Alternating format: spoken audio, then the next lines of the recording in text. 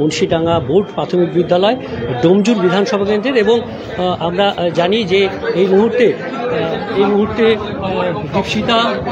দীপশিতা এসেছিলেন একটি বুথে দীপশিতা এসেছিলেন, এবং এই দীপশিতা বুথে আসার পরই এখানে এজেন্টকে বসতে দেওয়া হয়। আমরা একটু কথা বলে নেব। দীপশিতা বুথে ঘুরছেন দীপশিতা, কারণ এই মুন্সিডাঙ্গা যে প্রাথমিক বিদ্যালয় মুন্সিডাঙ্গার, এবং এখানেই যে অভিযোগ এসছে যে দীপশিতা তিনি ক্যান্ডিডেট, এবং তিনি বিভিন্ন এজেন্ট, এখানে সিপিএমের এজেন্ট যিনি শেখ সিরাজউদ্দিন, তাকে বসতে দেওয়া হয়নি, এবং সেই কারণেই তার এই অভিযোগ।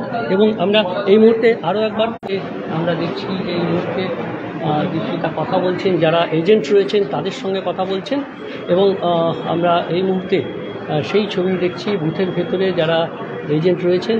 এরকমই একটি বুথে বোর্ড প্রাথমিক এই স্কুলের আরেকটি বুথে, এখানে 39 নম্বর বুথ রয়েছে, সেটা এখন পরিদর্শন করছেন, এবং এই 39 নম্বর বুথ পরিদর্শন করার পর তিনি বেরিয়ে আসবেন। এবং এখানে নিরাপত্তার বন্দোবস্ত রয়েছে, যেমন রাজ্য পুলিশ রয়েছে, তেমনি যে সেন্ট্রাল পুলিশ। আমরা দেখছি মুন্সিডাঙ্গা বোর্ড প্রাথমিক বিদ্যালয় এবং মুন্সিডাঙ্গা বোর্ড প্রাথমিক বিদ্যালয়ের এখানেই অভিযোগ ছিল, এবং এখানে রাজ্য পুলিশ, কেন্দ্রীয় নিরাপত্তা বাহিনী সবই বজায় রয়েছে, এবং সাধারণ নাগরিক যারা তারা নিজেদের ভোটাধিকার প্রয়োগ করছেন।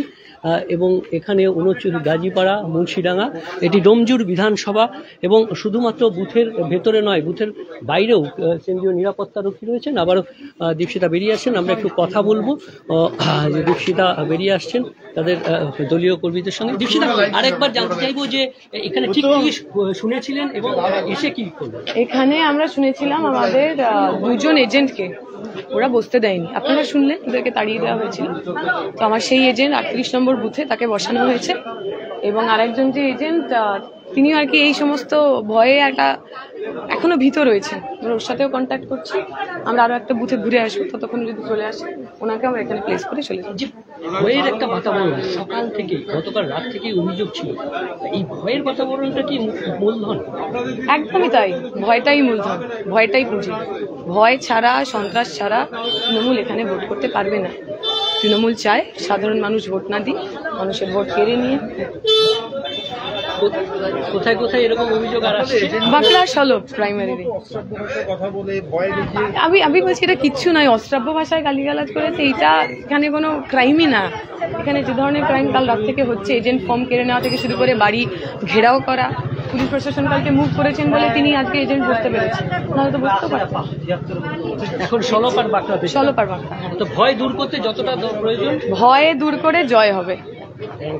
Thank you. দীপশিতা বললেন যে ভয় দূর করে জয় হবে, আর সেন্ট্রাল যে নিরাপত্তা, কেন্দ্রীয় বাহিনীর যে নিরাপত্তা, সেই নিরাপত্তার মধ্যেই এই যে বুথ আমরা দেখছি যে মুন্সিডাঙ্গা বোর্ড প্রাথমিক বিদ্যালয়, সেখানে এই নির্বাচন চলছে, এবং এই নির্বাচন প্রক্রিয়ার মাঝে কিন্তু এজেন্ট না বসানোর অভিযোগ, ভয় দেখানোর অভিযোগ, আর এই ভয় জয় করেই জয় নিশ্চিত আসবে, এমনটাই দৃঢ় প্রত্যয়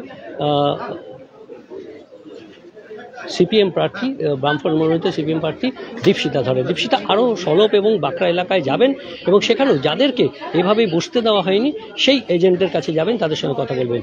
আপনারা দেখছিলেন news 18 Bangla, news 18 Facebook page, এবং সেখানে আমরা সঙ্গে থাকবো দীপশিতার, এবং অন্যান্য খবরের জন্য নজর রাখুন নিউজ 18 ডিজিটালে। ধন্যবাদ।